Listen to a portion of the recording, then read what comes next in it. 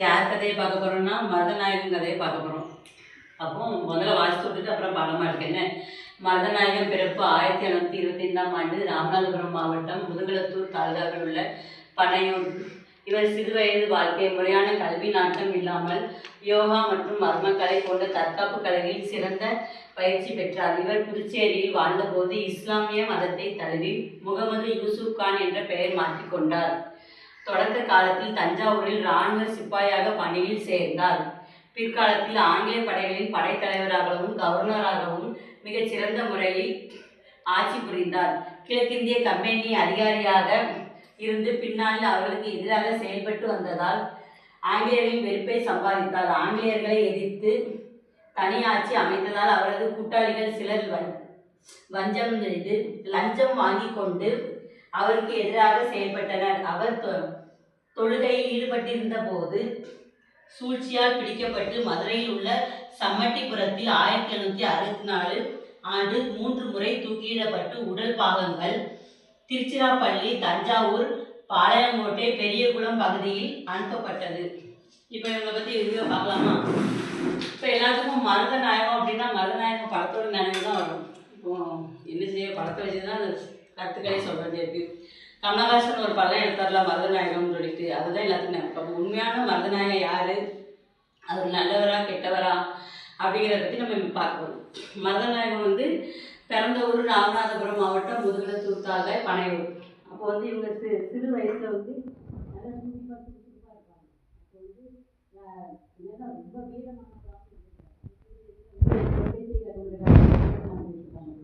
அப்போ திண்ணை கல்வி முறையில் என்னென்னா அந்த கல்வியில் ஜாதி பார்த்துருக்காங்க. ஜாதி பார்த்து உயர்ந்த ஜாதினா மேலே உட்காரணும், தாழ்ந்த ஜாதினா கீழே உட்காரணும் அப்படிங்கிற மாதிரி.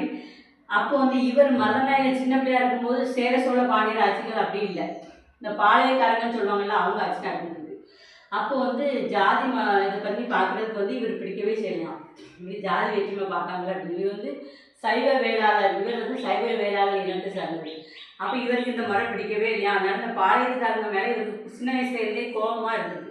அப்போ இவங்க வாழ்க்கை இப்படி போயிட்டே இருக்கும்போது இவர் என்ன பண்ணார், நம்மளே நம்ம மதத்தை மாற்றி கொடுத்து சொல்லிட்டு இவரே எடுத்திருந்தார். யூசுப் கான், முகமது யூசுப் கான் சொல்லிட்டு இஸ்லாம் மதத்தில் இறங்கிட்டார். இவரே மாற்றிக்கிட்டே இறங்கிட்டாராம்.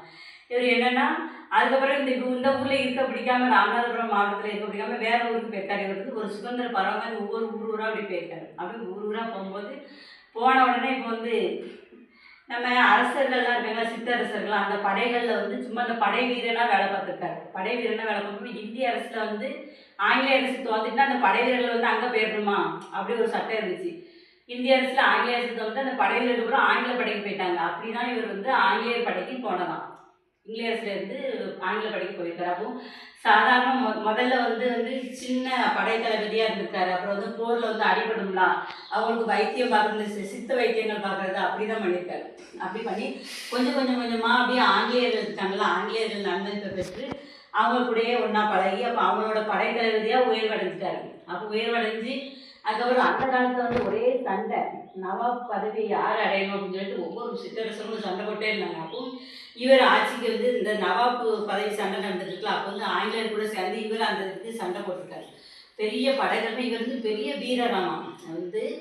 இவருக்குள்ளே நிறைய வீரர் வச்சுருந்தாங்க. ராவல்காரே இவங்களுக்கு நிறைய பட்டப்பேர் கொடுத்துருக்காங்க ஆங்கிலேயர்ஸ். அப்போ இவர் பெரிய முறையில் சண்டை போட்டிருக்காரு. நம்ம புலித்தேவன் தெரியுமா, சுதந்திரத்துக்காண்டு பாடுபட்டார்ல, புலித்தேவன் கூட இவர் சண்டை போட்டிருக்காரு. புலித்தேவன் கூட கரெக்டாக 2 மாதம் இவர் சண்டை போட்டிருக்காரு. இவர் முதல் தோல்வியை தழுவினது அப்படின்னா புலித்தேவன் கூட ஃபைட் பண்ணார்ல, அது மட்டும்தான் இவரோட தோல்வி. அந்த 2 மாதம் அந்த போர் நடந்திருக்கு. அவர் புலித்தேவன் கூட தோத்துட்டாரு. அப்புறம் இவங்க வந்துட்டாங்க.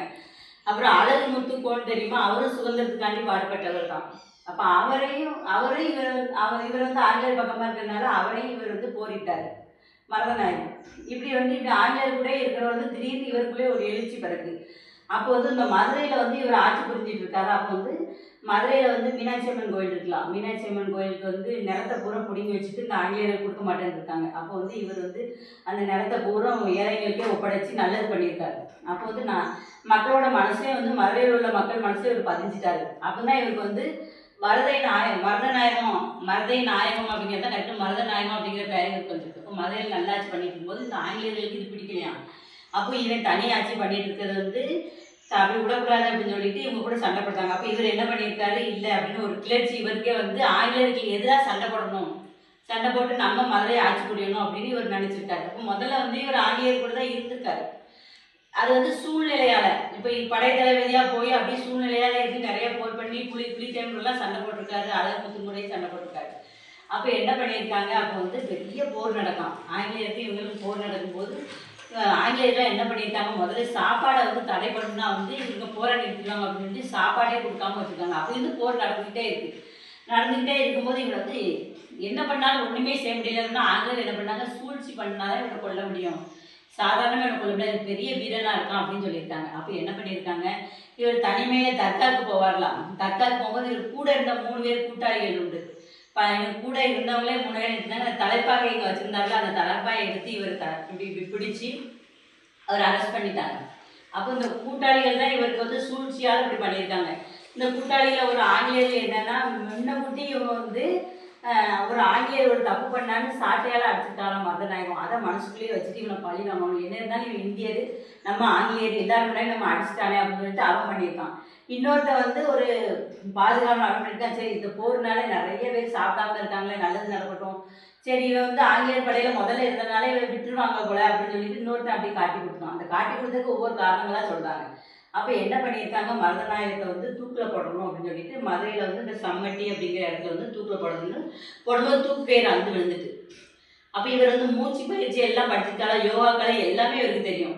அப்புறம் ஒரு தடவை போட்டிருக்காங்க, வந்து 2வது உயிர் இருந்திருக்கு. அப்புறம் இன்னொரு தடவை போட்டு 3 தடவை இவரை தூக்கில் போட்டிருக்காங்க. அப்போ இறந்ததை ஊர்ஜிதம் பண்ணிட்டு திரும்பியும் எந்திரிச்சு வந்துடுவானோ அப்படிங்கிற பயத்தில் என்ன பண்ணியிருக்காங்க, கையை ஒரு பக்கம் காலை ஒரு பக்கம் ஒவ்வொன்றையும் பார்த்தீங்களா, பாளையங்கோட்டை அப்படி பெரியகுளம் அப்புறம் திருச்சிராப்பள்ளி அப்படி ஒவ்வொரு பக்கமாக அந்த பாகங்களை வெட்டி அனுப்பியிருக்காங்க. ஏன்னா ஆங்கிலேயர்களை எதிர்த்தா எந்த நிலைமை அப்படின்னு தெரிஞ்சுக்கணும் அப்படின்னா, இது வந்து ஆங்கிலேயர் வரலாற்று குறிப்பில் என்ன எழுதியிருக்காங்க, நாங்கள் சந்தித்ததே பெரிய வீரன் அப்படின்னா மருதநாயகம் அப்படின்னு சொல்லிட்டு.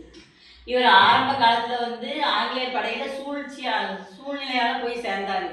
அதுக்கப்புறம் இந்த மதுரையில் உள்ள மக்களுக்கு நம்மளும் நல்லாட்சி கொடுக்கணும் அப்படின்னு சொல்லிட்டு நம்ம ஏன் ஆங்கிலேயத்தை இதை விட்டு கொடுக்கணும் அப்படின்னு சொல்லி என்ன பண்ணியிருக்காரு. 2வது வந்து ஆங்கிலேயர்களை எதிர்த்தே இவர் சண்டை போட்டதுனால அந்த ஆங்கிலேயர்களாலே கடைசி கொல்லப்பட்டார்.